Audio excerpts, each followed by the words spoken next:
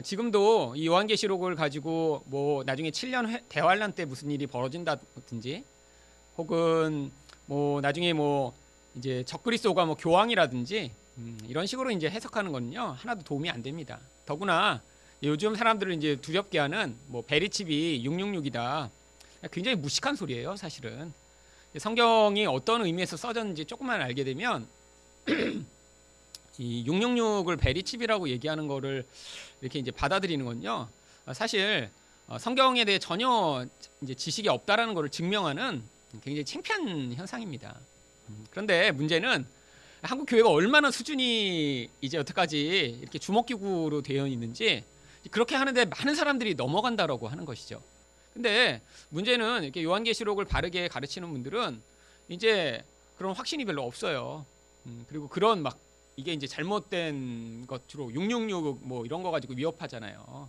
그리고 이제 이스라엘과 자꾸 결합을 시켜서 나중에 이스라엘이 회복될 때 뭐 예수님이 다시 오신다는 식으로 이야기하는 이런 이제 세대주의라고 하는 아주 기초적인 부분에서 성경을 오해하고 있는 사상이 한국에 여태까지 이렇게 너무나 정말 영향을 미쳤다는 게 너무 슬픈 현실입니다. 자, 요한계시록은 이제 저랑 뭐 이제 궁금한 게 있으시면 여러분 이 책을 보시면 그냥 이제 해설은 여러분들이 이제 보시면 되니까요. 그걸 가지고 보시면 되고요. 이제 저랑 이제 보실 땐 좀 이제 자세하게 성경을 찾아가면서 이제 보시게 될 거예요. 요한계시록 개요는 이제 요한계시록을 이제 어떤 순서로 되어 있는지 큰 그림을 한번 지금 잘라서 이제 보기를 원합니다. 그런데 이 요한계시록을 이해할 때 이제 제일 중요한 게 한 가지가 뭐냐면, 요한계시록은 시간 순서대로 써진 게 아닙니다. 여러분 이제 어떻게 이해하시면 되냐면요, 미국에 있을 때 이제 자연 그 박물관이 있었어요. 이제 그 사이언스 뮤지엄이라고 저희 아이들과도 갔는데, 거기에 가면 이렇게 누워서 보는 영화관이 있었습니다. 가면 의자가 다 누워 있어요. 그리고 이 천장에 화면이 거의 한 180도로 이렇게 화면이 둥그렇게 화면에 쏩니다. 그래갖고 화면에 뭐 여기도 쏘고 여기 쏘고 막 카메라가 여러 대인 것 같아요. 그래갖고 이제 누워서 보면 막 여기에는 이제 주로 봤던 영화가 뭐 이제 해저에서 무슨 일이 벌어지거나 뭐 이런 이제 그런 거죠. 근데 여기서 막 상어가 물고기를 막 쫓아가고 있어요. 그래서 여기 봐다 그러면 여기야. 그러면 이제 보면 이쪽에도 무슨 일이 또 벌어져요. 여러 곳에서 동시다발적으로, 그러니까 이제 영화는 한 군데서 하나만 이렇게 보여주니까 집중하는데, 이건 이제 누워서 자기가 보고 싶은데 보는 거예요. 그래갖고 이쪽에 상어가 무서운 애는 이쪽에서 이제 뭐 가자미 보고, 이렇게 하면서 이제 화면이 여러 개가 동시에 벌어지니까 굉장히 이제 그리고 막 이렇게 튀어나올 듯이 3D로 이렇게 나오는 그런 영화관이 있습니다. 여러분 이 환상이라는 게 바로 그런 거예요. 여러분 이 영적 세계라는 건요, 시간이 흘러가지 않는 것을 영적 세계라고 부릅니다. 이 시간과 공간이라는 건요, 이 물질 세계를 구성하는 가장 기초적인 그 틀이에요. 시간과 공간이 없어지면 이 물질 세계는 더 이상 존재하지 않습니다. 사실 눈에 보이는 이 세계가 존재할 수 있는 거는 시간과 공간 때문이에요. 그런데 이 영적이라고 하는 그 말 자체가 이 시간과 공간의 흐름을 뛰어넘는다라는 그런 얘기거든요. 다른 말로 그래서 우리가 초월이라고도 부르는 것입니다.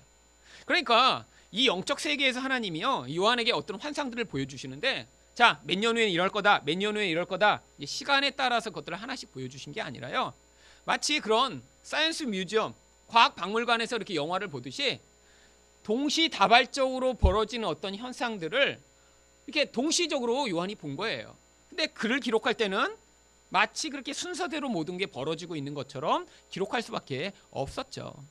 그래서 이 요한계시록에 나오는 이 모든 것이요, 지금 벌어지고 있는 일들입니다. 지난주에 보여드렸듯이 말세가 언제라고 말씀드렸어요? 예수님의 초림부터 재림까지 모든 시간이 말세인 거예요. 그러니까 말세에 무슨 일이 벌어진다 그러면 나중에 이렇게 몰아서 몇 년 동안 벌어지는 사건이 아니라 지금 벌어지고 있는 일들을 이야기하는 것입니다. 자, 근데 이제 이것도 편지글이기 때문에 이제 7 교회에 보내잖아요. 그래서 이제 서원에는 이제 서문적인 어떤 편지가 있습니다. 그래서 예수님이 이제 이 편지를 쓰도록 하셨다라는 이제 계시 소개가 나오고요, 인사말도 나오고요. 그다음에 이제 앞으로 예수님이 이렇게 왕으로 오실 것이다라는 그런 선포도 있죠. 그다음에 이제 서원이 있고 나면 이제 서론으로 갑니다. 이 서론에서는요, 제일 중요한 게 첫 번째 이제 환상을 보는데 예수님의 환상을 보죠. 근데 예수님이 굉장히 아주 멋진 모습으로 나타나십니다. 여러분 여기 이제 나중에 좀 자세히 보기는 하겠지만, 여기에 묘사된 이런 모습으로 예수님이 오시면 사실 이게 이제 그 성경을 문자대로 해석해야 된다고 주장하는 사람들이 굉장히 많아요. 근데 굉장히 참 바보 같은 말이죠. 왜냐하면 여기에 나와 있는 그 예수님에 대한 묘사만 하더라도 예수님이 그런 문자 그대로 오시면 사실 우리 무서워서 예수님을 만나지 못합니다. 막 예수님 입에서 막 칼이 나오고요. 막 머리는 그냥 새하얗고 막 여기 있는 이런 모습으로 예수님이 막 오신다고 생각해 보세요. 왜 이런 모습을 다 한 거죠? 그 각자가 어떤 의미를 가지고 있기 때문에 예수님이 이런 의미와 이런 능력을 가지신 것이라는 걸 보여주기 위해서 그런 모습을 묘사를 한 것이지 진짜 그런 모습으로 오시는 게 아니에요. 그런 성경을 이 문자대로 이해한다는 사람들이 이제 보는 대표적인 오해들이 많은데 한 가지만 한번 그러면 저랑 보죠. 여러분들이 얼마나 성경을 이제 여태까지 잘못 이해하고 계셨는지 이제 계시록 1장 지금 이제 크게 보여드릴게요. 자, 예수님이 이제 나중에 오실 때 뭐 타고 오신다고 나오죠? 구름을 타고 오시리라. 그래서 여러분 다 그렇게 생각하시죠? 나중에 예수님이 분명히 구름을 타고 나를 이제 구원하러 오실 거야. 여러분 예수님 구름 타고 안 오십니다. 아니 성경에 여기 써 있는데 왜 그러냐고요? 여러분 이제 구름 타고 온다는 거를 여러분 생각하시면서 주로 어떤 생각을 많이 하시면요, 이런 생각을 이제 주로 하실 거예요. 어디 갔나? 제가 찾아놨는데. 지워졌네. 금방 여기 찾아놨는데. 이 손오공이 구름 타고 다니는 모습. 그래서 근두운이라는 구름을 타잖아요. 제가 파일을 여기다 올려놨는데 사라졌네요. 네, 뭐 그림을 안 봐도 아시겠지만, 자, 예수님 구름 타고 안 오세요. 왜 근데 사람들이 이렇게 오해하게 됐죠? 일단 번역을 잘못해서 그렇습니다. 여러분 영어를 볼 수 있는 분은 한번 요 밑에 영어를 한번 보세요. 구름을 타고 오신다고 돼 있는지 어떻게 돼 있는지. He is coming. 예, 이거는 이제 해석이 다 가능하시죠? 네. 그 다음에 어떻게 돼 있냐면 타고가 아니라 with the clouds라고 돼 있어요. 여러분 구름을 타고 오시는 게 아니라 구름과 함께 오십니다. 여러분 이거는 큰 의미가 있어요. 구름을 탄다는 건요, 자동차처럼 비행기처럼 탄다는 거고요. 함께라는 것은 전혀 다른 의미가 있어요. 아니 그러면 예수님은 뭐 타고 오시죠? 이러면 아무것도 안 타고 오세요. 예수님이 하늘 나실 수 있어요 그냥. 근데 왜 여기는 이렇게 구름과 함께 오신다고 되어 있죠? 구름이 가지는 원래의 어떤 의미가 있기 때문에 그 의미를 여기서 이해하라고 이렇게 해놓은 것입니다. 여러분 구름이 원래 어떤 의미인지 구약 성경 우리가 한번 같이 찾아보죠. 구약에서 구름을 한번 찾아보면 엄청나게 많은 구름이 나옵니다. 그런데 가장 대표적인 몇 구절만 찾아볼게요. 구름이 어떤 의미인지. 자, 구름을 여기 성경에 많이 나오는데 그 의미가, 자 출애굽기 24장 16절 한번 읽어볼게요. 시작.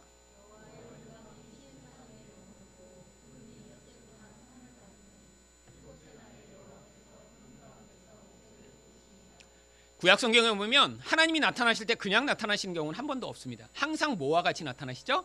구름과 함께 나타나세요. 여러분 왜 구름이 꼭 필요할까요?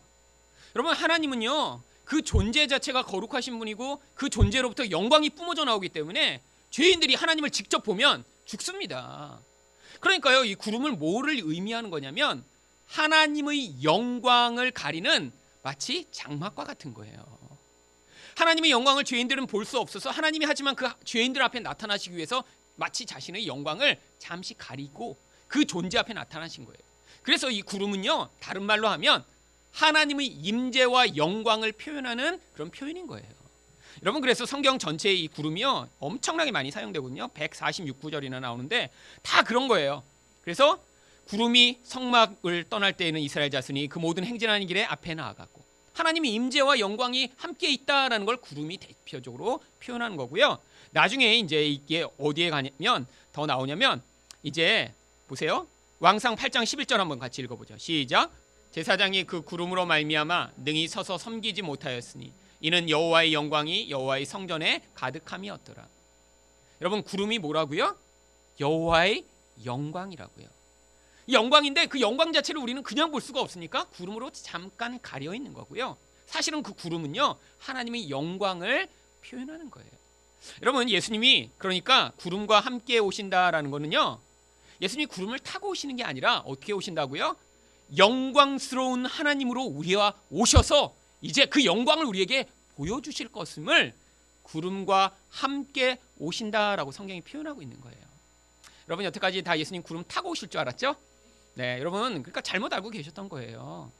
그러니까 여러분, 이 문자대로 성경을 믿는다고 하는 게요, 얼마나 왜곡된 해석들을 많이 하는지 몰라요. 어떤 문자대로 믿는 거냐면 사실은 문자대로가 의미가 이야기하는 그 의미를 명확히 파악한 문자대로 믿어야 되는 거예요.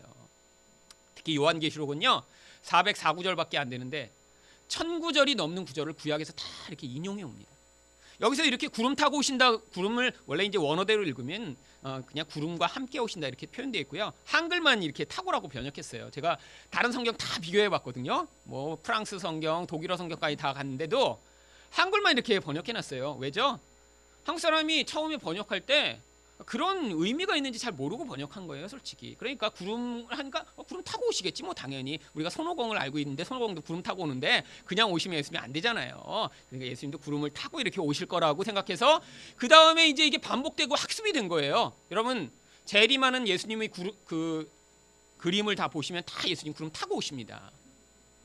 이게 그러니까 얼마나 왜곡된 시각이 우리를 지배하기 시작했는지 몰라요.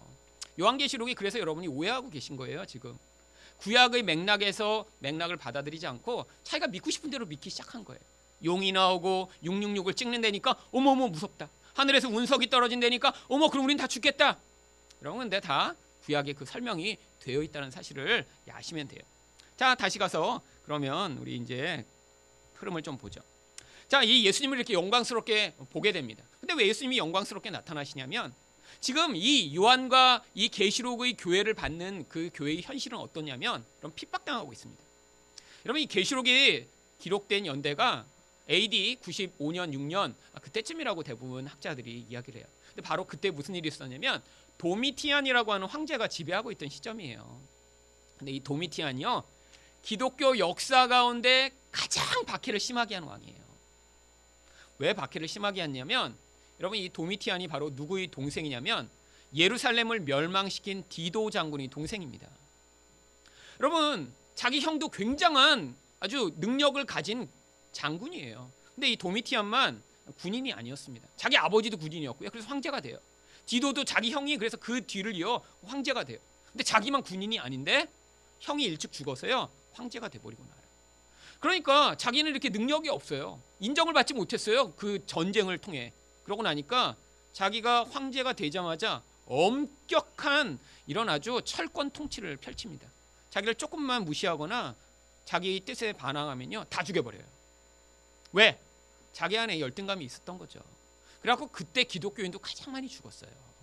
여러분, 이렇게 박해받고 있는 이런 현실, 왕을 섬기지 않겠다고 하면 바로 이렇게 죽여버리거나 바로 귀양 보내는 이런 현실 가운데 예수님이 아니야, 그 도미티안의 진짜 황제가 아니라 내가 온 세상을 다스리는 하나님이야 라는 것을 이렇게 영광스러운 모습으로 나타나셔서 보여주신 거예요. 근데 그걸 누구만 받아들일 수 있어요? 믿음이 있는 자들만요. 현실은 도미티안이 지배해요. 나를 하나님이라고 부르라고 동전에도 그렇게 썼어요. 내가 주요 하나님이다. 이렇게 도미티안이 그 동전에 아예 써서 그 동전을 사람들이 사용하도록 만들었어요. 그런데 그 현실 속에서 믿음이 있는 자만 예수님을 주님이요 하나님으로 부를 수 있는 거예요. 그래서 이렇게 믿음을 가지라고 예수님이 이렇게 멋진 모습으로 나타나신 거예요. 자, 그리고 편지들을 보내라고 명령하십니다. 거기 나와 있는 이 7가지 교회, 여러분 성경에서 7은요 대표하는 숫자입니다. 모든 것을 대표하는 숫자이니까 이 숫자를 통해 뭘 알 수 있냐면 하나님이 모든 교회를 향해 우리에게 메시지를 주시는구나 라는 것들을 알 수 있는 거예요. 그래서 여기 이제 7교회가 7교회만이 아니라 당시 소아시아에는요 교회들이 훨씬 더 많이 있었습니다. 근데 특별히 이 7교회는 나중에 이제 보시겠지만 이제 이 로마가 여러분 이제 그 아주 도로를 잘 닦았잖아요. 그래서 여러분 속담 아시죠? 모든 길은 로마로 통한다. 이게 로마가 이렇게 길을 잘 닦은 이유가 이 군사가 어떤 지역에서 문제가 생긴다 그러면 이 군인을 빨리 파견하기 위해서 이렇게 다 도로를 만든 거예요. 근데 그러니까 상업도 발전하고요. 또 치안도 잘 유지되고요. 그리고 특별히 우편도 옛날보다 훨씬 더 많이 발전하기 시작했습니다. 지금이야 이렇게 뭐 그냥 카톡으로 바로 날리고 그러죠. 옛날에는 심지어는 황제가 죽었다, 새로운 황제가 이렇게 취임했다 이런 것도요 1년 지나도 모르는 사람도 굉장히 많았어요. 그래서 동전에다가 새로운 황제가 나올 때마다 새로운 동전을 만든 거예요. 돈은 늘 쓰거든요. 어머? 황제 바뀌었나 봐. 새 동전이다. 그러면 그제서야 아는 거예요. 돈을 쓰면서. 그 정도로 이렇게 됐는데 로마가 길을 닦으면서 편지도 훨씬 더 빨리 돌기 시작했죠. 그래서 이 편지도 이 7개 교회가 바로 우편로가 지나가는 그 통로에 딱 있어요. 한 교회에 이걸 보내면 다음 교회에 보내고 다음 교회에 보내고 빨리빨리 이 편지가 모든 교회를 도울 수 있도록 7교회를 선택해서 말씀하셨는데, 이 7교회에 나타나는 여러 가지 모습들이 사실 모든 교회가 늘 경험하고 있는 그런 현실과 상황을 이 안에 꼭 구체적인 모습 안에 담아 표현하고 있는 것입니다. 나중에 아마 자세히 보시게 될 거고요. 자, 그리고 나면 이제 본론이 4장부터 16장까지가 본론입니다. 아주 길게. 이 본론 가운데 이제 환상이 제가 말씀드렸지만 여러 환상을 보는 거고요. 시간 순서에 관계없다고 말씀드렸어요. 자, 첫 번째 나오는 환상은요, 바로 4장 5장에 나오는 환상인데, 이 환상에는 갑자기 이 요한이요 하늘을 보게 됩니다. 그래서 열린 문이라고 하는 하늘이 열리면서요, 거기서 하나님의 보좌와 그 안에 있는 예배하는 천군 천사를 보게 돼요. 바로 이 4장 5장에 나오는 이게요, 이제 여기서 주로 이제 잘못 해석한 게 이제 시간 순서대로 해석하다 보니까 갑자기 이렇게 하늘이 열리면서 천군 천사가 나오니까 그때 사람들이 어떻게 해석하냐면 바로 요 전에 3장 마지막에서 4장 시작할 때 휴거가 일어나서 하나님 백성이 그때 휴거되고 이 땅에 그때부터 환란이 임한다, 이렇게 해석하게 된 이유가 된 거예요. 그렇지 않습니다.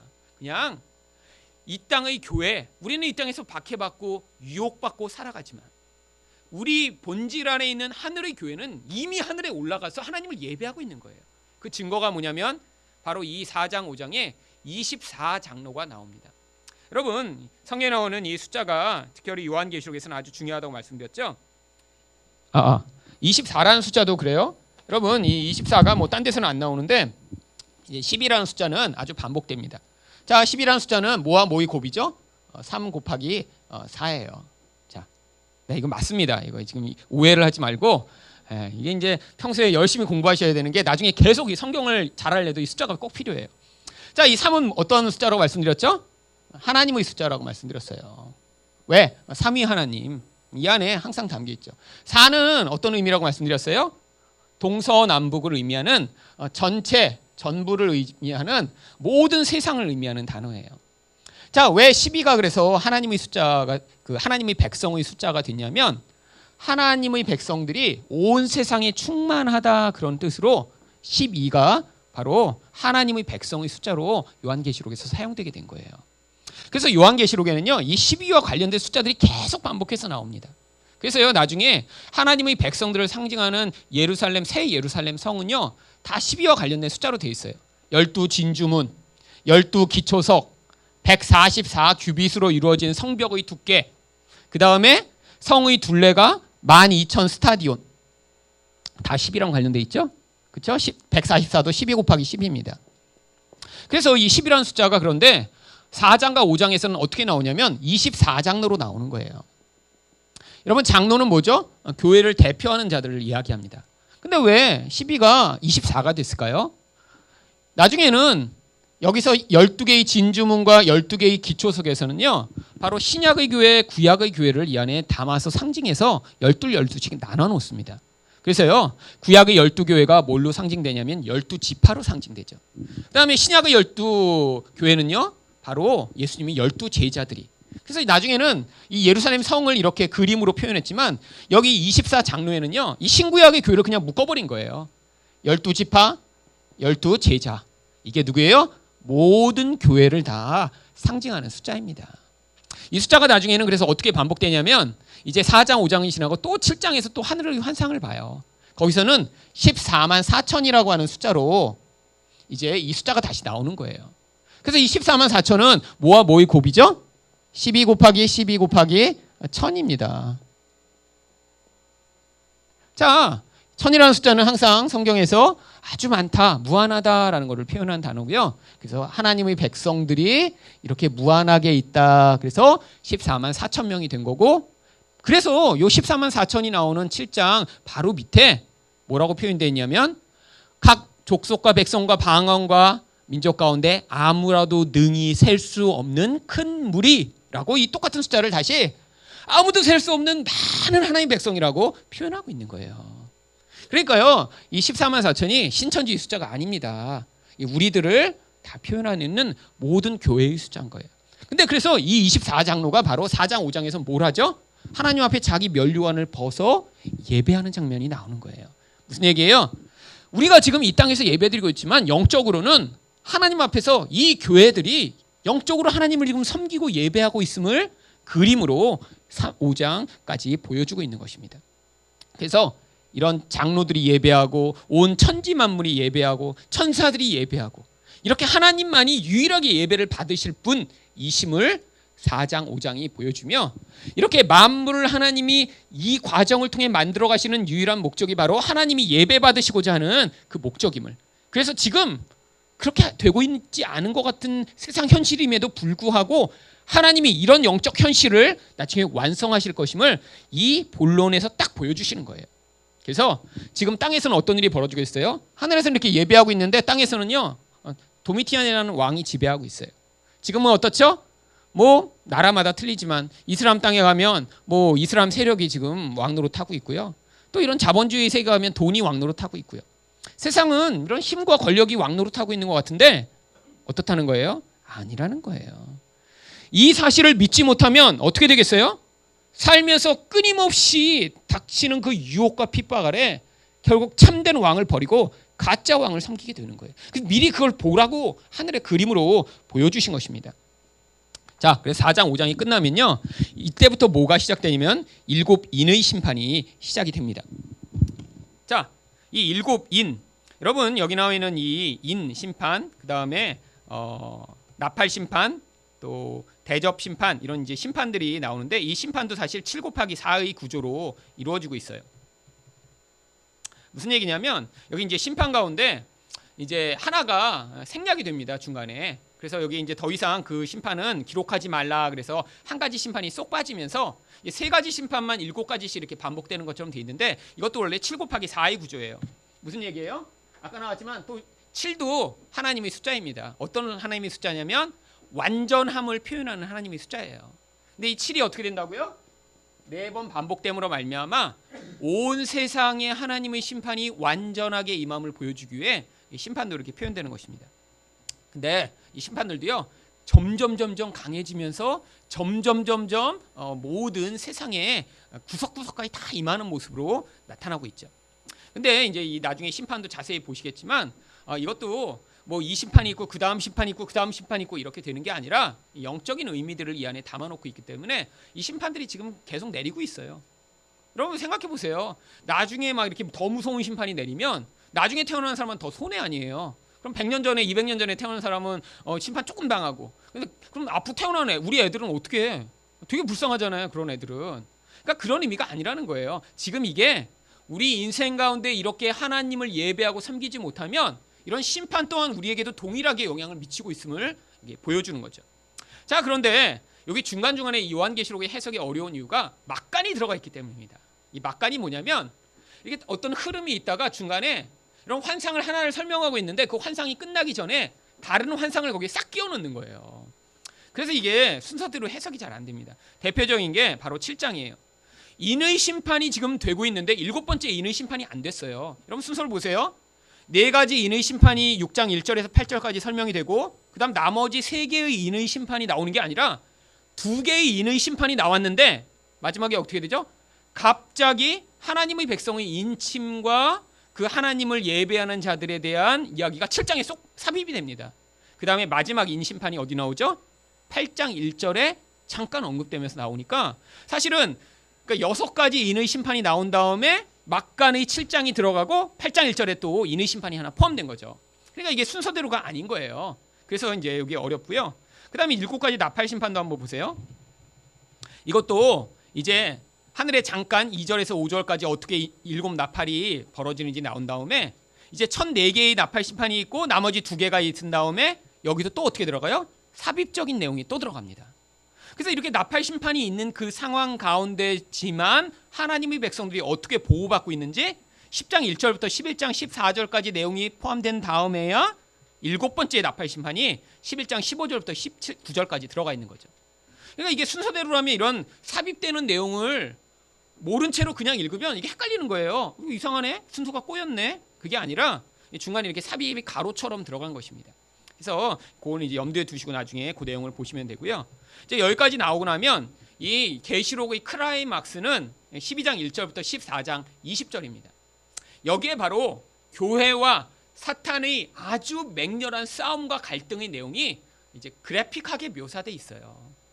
여러분 이거는요 나중에 이스라엘 백성들이 광야에서 이렇게 도망가서 싸우고 뭐 그런 내용이 들어있는 게 아니라 지금 이 땅에 있는 교회가 마귀와 어떠한 싸움의 과정 가운데 있는지를 그림 언어로 설명해 놓은 것입니다. 그래서 바로 이 내용 가운데 뭐가 들어가 있냐면 666이 나오는 거예요. 그리고 여기 나와 있는 적그리스도에 관한 내용이 나오고요. 여러분 그러니까 이 편지는요 요한이 바로 그 편지를 받던 그 성도들에게 보내서 이걸 보면서 지금 교회가 이런 싸움 가운데 있구나라고 그들도 이해하게 만들었던 편지입니다. 그러니까 사실 이 베리칩 아직도 시행이 안 되고 있잖아요. 그런데 2000년 후에야 베리칩이 올 거니까 그때 그 베리칩을 받는 자들은 다 지옥 갈 것이다. 그런 내용을 여기 써놨을까요?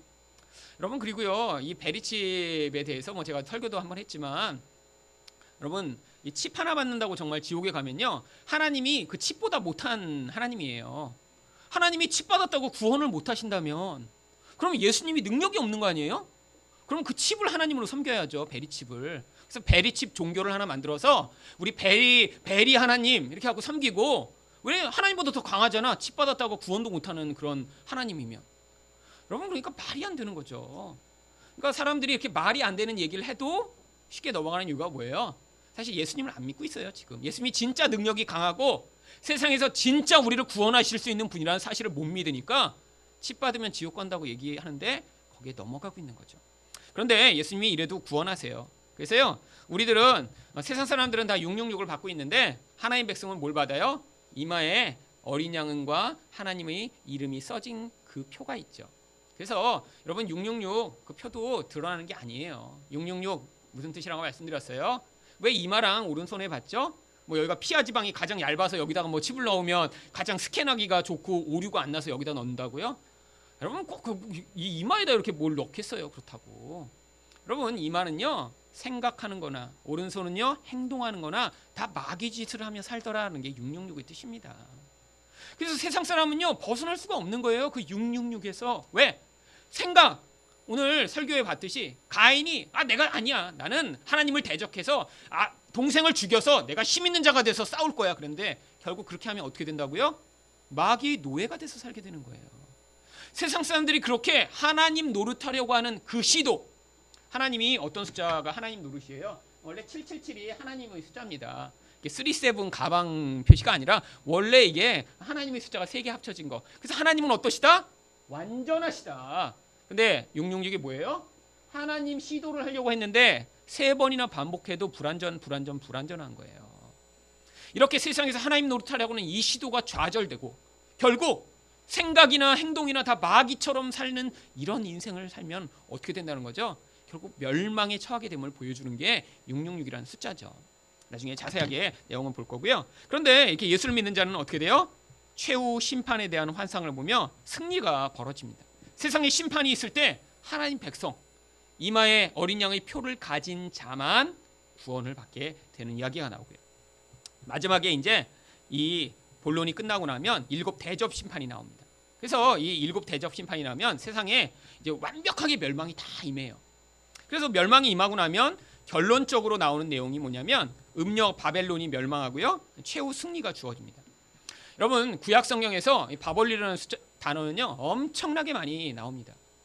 근데 이 바벨론만 나온 게 아니라 바벨론과 똑같은 의미로 사용된 단어들이 여러 개가 있어요. 그 중에 하나가 아수르라고 하는 단어고요. 또 하나가 애굽이라고 하는 단어입니다. 그러면 이 셋의 어떤 공통점이 있죠? 거대 제국이었다라는 거예요. 결국 그들은 힘을 가지고 세상을 지배하던 그런 나라들이었습니다. 그런데 그들이 상징하는 건요. 특별히 이 애굽은 무엇을 상징하냐면 하나님의 백성을 노예처럼 사로잡아 그런 영적 힘으로 그들을 붙잡아 지옥으로 끌고 가려고 하는 그런 세상과 마귀 세력을 상징하죠. 그래서 바로가 마귀 같은 역할로 자꾸 등장하는 거예요. 그런데 하나님이 어떻게 하세요? 어린 양의 보혈로 그들을 구원해내십니다. 그런데 그것으로 끝이 아니에요. 이스라엘 백성이 가나안 땅에 들어가고 보니까 계속해서 유혹을 받습니다. 어떤 유혹이요? 북쪽에서 아수르랑 이 바벨론이 사실 같은 지역에서 동시적으로 생긴 나라예요. 근데 역사상 한 아수르가 힘이 강해지면 바벨론이 변방으로 쫓겨났다가 아수르가 힘이 약해지면 다시 바벨론이 힘을 찾고 그러다 결국 아수르를 나중에 최후로 멸망시키고 전체를 바벨론이 지배하게 되죠. 최후 승자가 바벨론인 거예요. 쌍둥이 같은 나라입니다. 여러분 근데 이들도 엄청나게 강한 능력을 가졌어요. 그래갖고 이들이 계속 침공을 하니까 이스라엘 백성들이 불안한 거예요. 왜죠? 우리도 힘이 있으면 이렇게 불안하고 힘들게 살지 않을 텐데 어떻게 되죠? 계속해서 그래서요. 바벨론이 힘이 강해질 때는 애굽에 가서 우리 도와주세요. 우리를 붙잡아 주세요. 우리에게 군사를 보내주세요. 싸바싸바하고 또 아수르가 또 힘이 강해질 때는 또 바벨론에 가서 우리를 도와주세요. 싸바싸바하고 계속 그 힘을 붙어서 그 힘의 공급으로 내가 살기를 원하는 거예요. 여러분 그게 인간의 본성입니다. 눈에 보이는 힘이요 하나님 안 믿고 싶은 거예요. 사실 안 믿고 싶은 게 아니라 못 믿는 것입니다. 그런데 이 바벨론으로 하나님이 뭘 보여주시는 거예요? 이런 세상의 힘과 강력한 영향력이 언젠가 완전히 초토화될 것임을 구약 성경에 계속 예언하세요. 그대로 어떻게 되죠? 바벨론이 멸망당합니다. 그런데 이 바벨론이 사라진 게 아니에요. 역사상은요 새로운 바벨론이 계속 나타납니다. 그래서 신약에서는요 바벨론이라고 하는 단어가 어디에 나오냐면요 한번 찾아볼까요? 바벨론 신약성경에서 치면요 지금 구약을 찾았으니까 맨 마지막으로 가보죠. 자, 요한계시록에 바벨론이 많이 나오지만 신약성경에 여기 한 번 딱 나옵니다. 자, 베드로전서 5장 13절을 한번 읽어볼까요? 시작.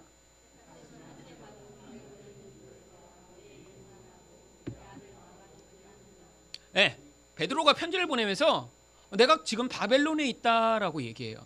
바벨론 어디에 있는 걸까요? 로마에 있는 것이었습니다. 여러분 역사상의 바벨론은 멸망당했지만 똑같이 힘을 추구하고 그 힘으로 자기 쾌락을 누리고자 하는 이런 세상의 문화와 영향력은 끊임없이 새로 생성되고 있는 거예요. 지금은요 국가가 아니라 자본주의라고 하는 것으로요. 여러분 바로 이 자본주의가 그래서 지금은 바벨론인 거예요. 왜?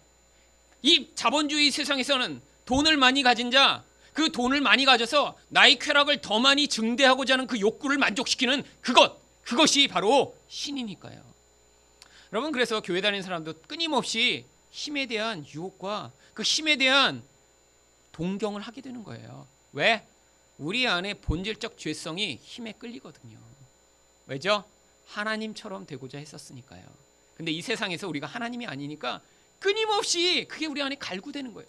내가 더 멋져졌으면, 내가 더 예쁘면, 내가 더 키가 크면, 내가 더 공부를 잘했으면, 내가 돈이 이렇게 많으면 여러분 인생에서 끊임없이 그런 욕구들이 우리 안에 솟구쳐 나오는 게요. 그래서 자연스러운 것입니다. 하나님이 그래서요. 우리를 어디에서 살게 하시냐면 바벨론에서 우리를 살게 하시는 거예요. 왜죠? 여러분 우리가 지금 산속에 살고 있다고 생각해 보세요. 뭐 혼자 살고 있어요. 산속에서. 여러분 그러면 텔레비도 못 봐. 스마트폰도 없어.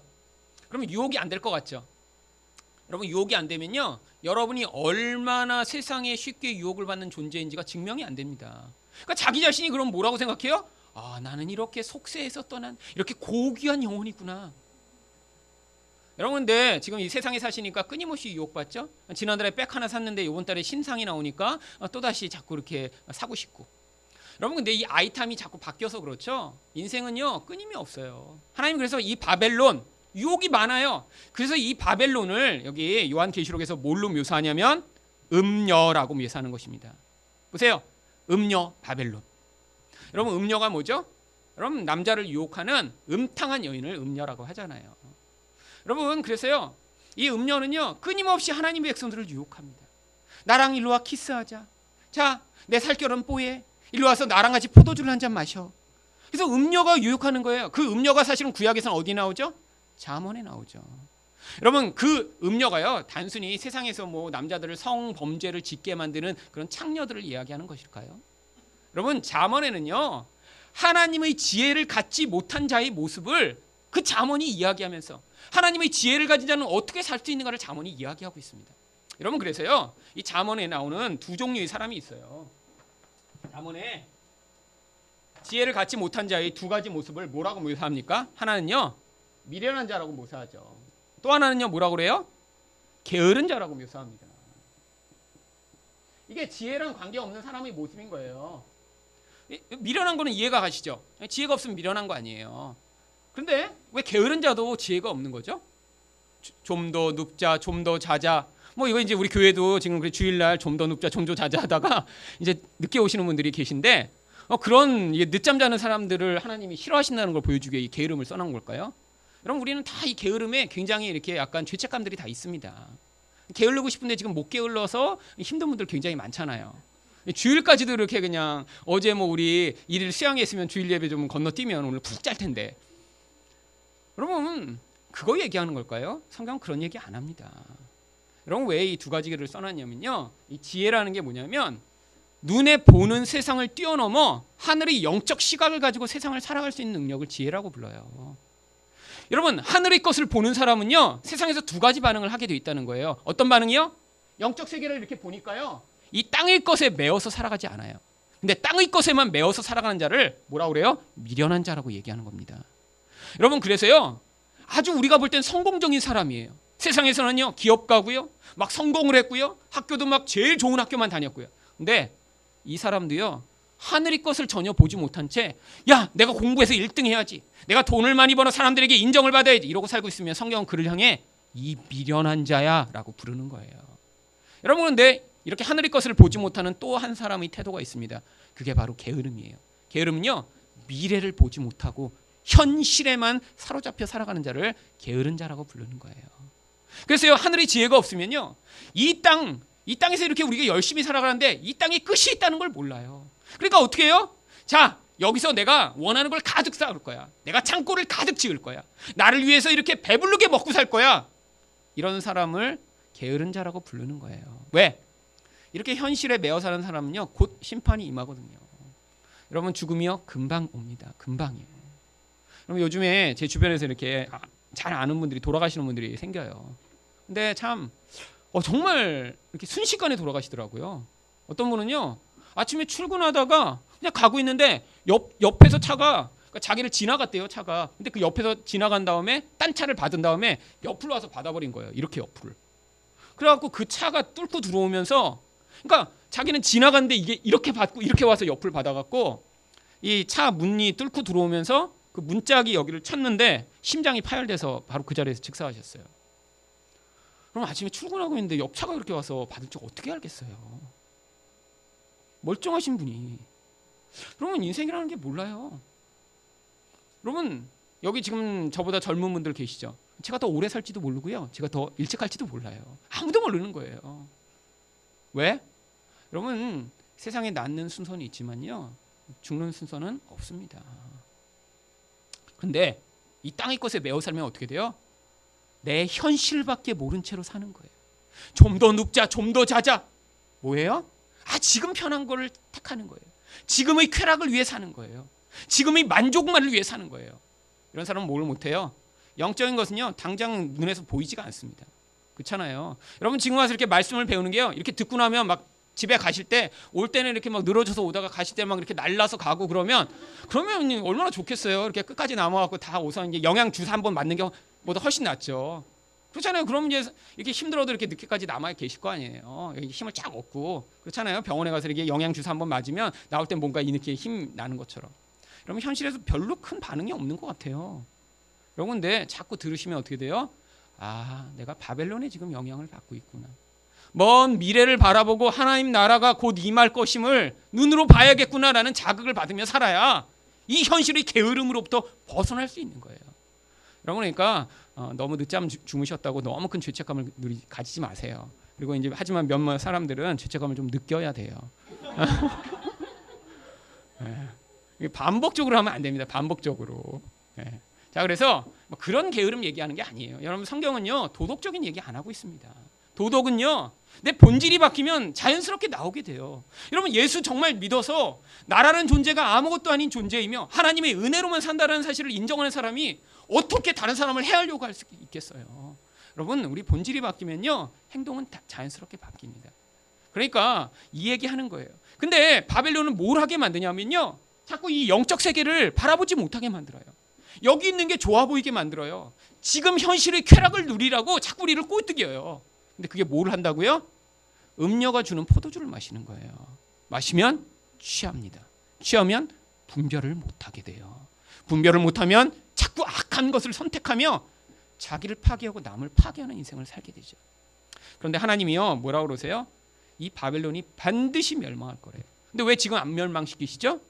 하나님 백성 거기 살게 하셔서요, 우리 안에 이 바벨론의 음료의 영향력을 받는 창녀와 같은 영향력이 존재하고 있음을 깨닫게 하시는 거예요. 여러분, 세상에 살면서 얼마나 유혹을 많이 받으세요? 저도 끊임없이 유혹받습니다. 물론 이제 지금은 그 유혹이 그래도 많이 떠나갔어요. 저도 옛날에 로또도 사본 적 있고요. 오래된 일입니다. 20년 전에. 일찍 깨달았어요. 그러면 저도 큰 집에 살고 싶었고요. 저도 좋은 차 사고 싶었어요. 사실 제가 20대 초반에 갖고 싶은 차 있습니다. 뭐 지금 근데 그런 게 아무것도 아니라는 걸 이제 점점 제 본질 안에서 깨달아가는 과정으로 여기까지 오게 된 거죠. 그러니까 뭐가 주어져요? 불만족이 사라집니다. 만약에 여전히 제가 그것에 매여서 나는 이 정도의 차는 타야 돼, 나는 이런 집에 좀 살아야 돼, 나는 월급은 이 정도 받고 싶어, 사람들은 나에게 이 정도의 인정을 해줬으면 좋겠어, 만약에 그 기준이 제 안에 있으면요, 저는 지금 매우 불행할 거예요. 제가 꿈꾸던 아무것도 지금 이루지 못하고 살고 있거든요. 그런데 그게 다 없어지고 이런 현실에서 바라보는 것에서 벗어나니까요, 제 안에서 기쁨과 만족이 생기는 거예요. 제가 행복해지니까 저랑 만나는 사람이 훨씬 더 행복하죠. 그렇죠? 일단은 제 가장 가까운 사람이 저 때문에 불행해지면 안 되잖아요. 그러니까 여러분, 이 포도주를, 이 음료가 주는 거를 자꾸 마셨더라도 나중에 그게 쓰게 느껴져야 돼요. 쓰게. 여러분, 사실 이 술, 담배 끊는 것도요, 많은 사람들이 이렇게 노력해서 잘 못 끊는다고 그러더라고요. 근데 어떤 때 끊냐면 이게 갑자기 막 쓰게 느껴진대요. 막 그 끊는 분들 얘기 들으면 이렇게 막 은혜를 받고 그러고 이제 술을 또 그래서 땡겨서 가서 한 판 했는데 막 사약처럼 갑자기 느껴지는 거예요. 옛날에 막 넣으면 그냥 잘 넘어가는 막 정말 이렇게 그냥 꿀물 같았는데 그 다음에는 막 먹는데 막 못 먹겠고 막 그런 거예요. 담배도 막 쭉 막 참잖아요. 예수 처음 믿은 분들 이렇게 그냥 막 하다가 이제 몰래 가서 쭉 피면 그냥 막 그랬는데, 이 끊는 분들은 어때요? 이렇게 몰래 폈는데 막 기침하면서 왜 이렇지? 근데 갑자기 이렇게 변하는 거예요. 여러분, 음료의 유혹이 그렇습니다. 옛날엔 너무 좋았어요, 사실. 그래서 몰래 했어요. 다. 겉으로는 아닌, 나는 그냥 하나님만 바라는 그냥 성도인 양 했는데 속으로는 그냥 집에 그냥 백 30개 쌓아놓고 있고, 그냥 구두는 20개 그냥 이렇게 하고 그냥 몰래 해놓고, 그냥 내 구두 못 사면 그냥 애 신발. 여러분, 어느 집에 신방 같더니요, 5살밖에 안 된 애 신발이 50켤레가 넘어요. 물론 엄마는 그러겠죠. 저는 구두에 대한 욕심이 없어요. 그런데 애 신발 욕심만 있어요. 그럼 끊임없이 유혹받는 거죠. 여러분, 애 키우는 엄마들이요, 얼마나 요즘은 유혹이 심해집니까? 여러분, 길거리 막 300만 원짜리 이런 유모차 몰고 다니는 엄마들 있잖아요. 애가 알까요? 엄마 난 비싼 유모차만 꼭 탈 거야. 막 그래갖고 막 이 싸구려 어떻게 이런 아가방 이런 유모차 태우냐고 막 스트라이크하고 이런 애 있어요. 엄마 자기 자랑하고 싶은 거잖아요. 300만 원짜리 몰면서 어머 저런 30만 원짜리 몰고 다니네 저 아줌만. 근데 어떻게 해요? 여러분, 허리뼈가 휘듯이 그거 산 다음에 그냥 기스 날까 봐 아껴서 한 다음에 나중에 또 인터넷에 올리죠. 뭐 1년밖에 안 탔어요. 뭐 기스 없이 제가 잘 보관, 비닐로도 안 띄었습니다. 뭐 이렇게 붙여갖고 또 그 욕망에 시달리는 사람을 이끌어서 또 사게 만들고. 여러분, 근데 한국이 진짜 심해요. 그건요. 왜죠? 우리가 다 똑같은 사람들이고 비슷하니까요. 여기서 우리가 다르게 할 수 있는 게 별로 없습니다. 그렇잖아요. 미국에 살면요, 워낙 다 다르게 생겼어요. 눈 색깔도 다 달라요. 머리 색깔도 원래 틀립니다. 여기는요, 염색해야지만 틀려져요. 이거 심각합니다. 그렇잖아요. 원래 날 때부터 빨강, 파랑, 노랑으로 나오면 뭐 이렇게 바꾸게 하려고 고민하겠어요? 근데 똑같이 태어났으니까 뭔가 자기를 다르게 해야 어떻게 만들어요? 똑같으면 똑같이 하향 평준화된다고 생각하는 거예요. 남보다 달라야 인정을 받고 높아지고, 그래야 사람들에게 내가 하나님처럼은 아니더라도 멋진 존재라고 인정을 받을 수 있다고 생각합니까? 남들이 갖지 못한 거를 갖고 다른 모양을 하고 인정을 받고 싶은 그 눈길을 받고 싶어서 자꾸 이 음료가 이끄는 대로 다 포도주 한 잔 마시고, 그리고 그렇게 살아가는 거죠. 근데 하나님이 어떻게 하신다고요? 이 바벨론을 다 멸망시켜 버리실 거예요. 어떤 목적이 끝나면요, 하나님의 백성의 양육이 끝나면요, 이 세상에 살면서 우리가 얼마나 바벨론과 음행하기를 좋아하는 자임을 깨닫으며, 마치 호세아를 통해 그 창녀 고멜을 하나님이 그럼에도 불구하고 끊임없이 사랑하시는 것을 보여주신 다음에 어떻게 하나님이 나 같은 음녀를 계속 사랑하실까? 난 내가 나를 봐도 목매달아 죽어 마땅한 그런 음녀에 불과한데 근데 하나님이 나를 계속 사랑하시네? 그걸 반복적으로 경험하면서 하나님의 사랑이 우리 영혼에 스며드는 거예요. 나중에 그래서 하나님을 못 떠나게 되는 그런 자리까지 가도록 이 세상에 지금 살게 만드시는 것입니다. 그래서 그 모든 과정이 땅 끝나면 이 세상이 확 멸망당할 거예요. 그러면 이제 마지막에 승리 찬양을 하면 어떻게 되죠? 최후 승리가 임해 어린 양의 혼인잔치가 이루어지고요. 적 그리스도와 동맹군은 다 패배되고 사탄도 멸망하고 최후 심판이 임하고 새 하늘과 새 땅이 이루어져서 새 예루살렘으로 상징화된 하나님의 백성들이 예수님과 연합하는 일이 있고요. 마지막에 이 책을 꼭 모든 백성들에게 임봉하지 말고 보내서 이 유혹 많은 세상 가운데 예수 그리스도의 신부로 아름답게 준비되도록 하라라는 명령으로 요한계시록이 끝나는 것입니다.